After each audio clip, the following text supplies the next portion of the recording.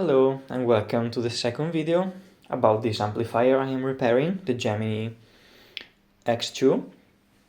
In the previous video we've seen the problem caused by the fan, about the internal resistance of the fan and how it influences the power supply of the operational amplifiers that you can see here, 1 and 2. So let's take a look at the circuit. First of all, we can see that this is a very basic circuit. It has not so many components. On the left side we can see that there are the inputs with the XLR power connectors, audio connectors actually, and the two op-amps that will drive a few transistors.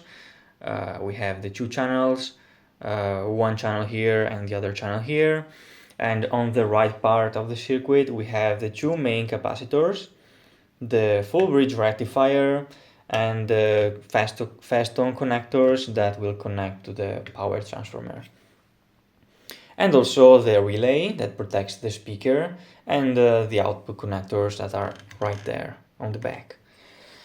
So yes, as I was saying, the heatsink of this amplifier is not very big. Yes, of course it has a fan that blows air through the fins, but there are only 3 fins for each one of the heatsinks, so this is not very big. On the bottom part of the amplifier we can see the 8 transistors that drive the speakers. We have one channel here and we have one channel here. These are PNP transistors and they are in parallel. These are other 2 PNP transistors, and the NPN transistors are the black ones right here. I did a few modifications to the circuit myself because originally it didn't have these fancy Toshiba transistors. It had some lower kind of version, a smaller version with less power dissipation. But I added the big ones just because I had a few of them laying around in my lab, so this will make a better job at dissipating the power. In fact, they are rated for 125 watts each, and this amplifier has roughly 200 watts for channel, so they will do the job just fine. Also, I added the resistor in parallel to the fan, as I described in the previous video, and 2 bypass capacitors in parallel with the main capacitors. I also added this circuit right here, which I made from some components I found in my lab. These are 2 thermostats and they are connected to the heatsinks. So these thermostats are responsible of changing the speed of the fan. In fact, originally in this amplifier, the fan always blows at the max speed and it's very loud and noisy, especially if you're using it indoor, in your house, in some silent room. Yes, you definitely will hear the fan. So I added these 2 thermostats that will trigger the fan at full speed only when the temperature is above 75 degrees Celsius. The circuit is very simple. I just took the 2 thermostats, one for each heatsink.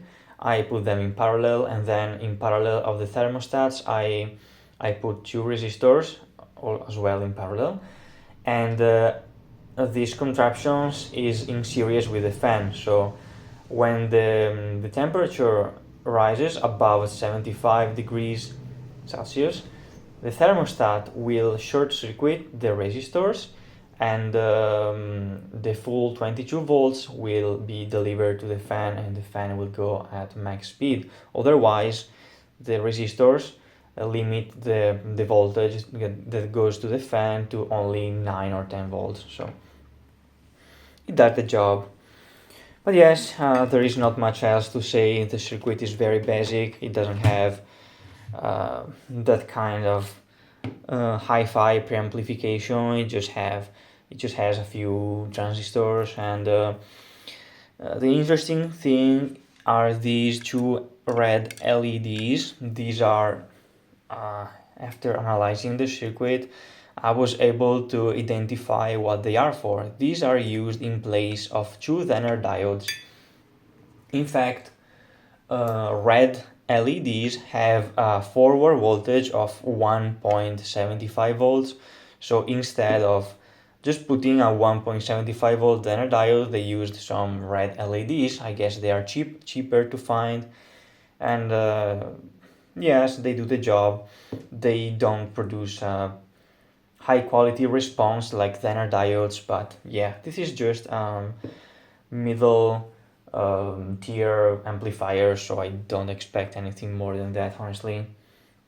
Another thing that was lacking was the dissipation on these transistors, one right here and the other right here. These two transistors are responsible to limit the 60 volts from the power supply down to 22 for the fan and 12 volt for the operational amplifiers, and they did not have a heatsink at all.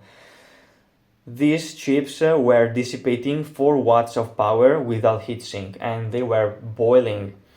I had to put a heatsink because one of them was clearly roasted and it was quite melting, so I had to replace both transistors, and I added a bar of aluminum which I bent, and now they do a better job at dissipating all the excess power.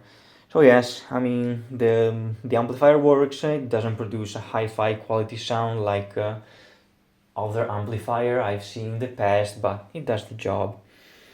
Another thing I've seen is that here all of these components were missing.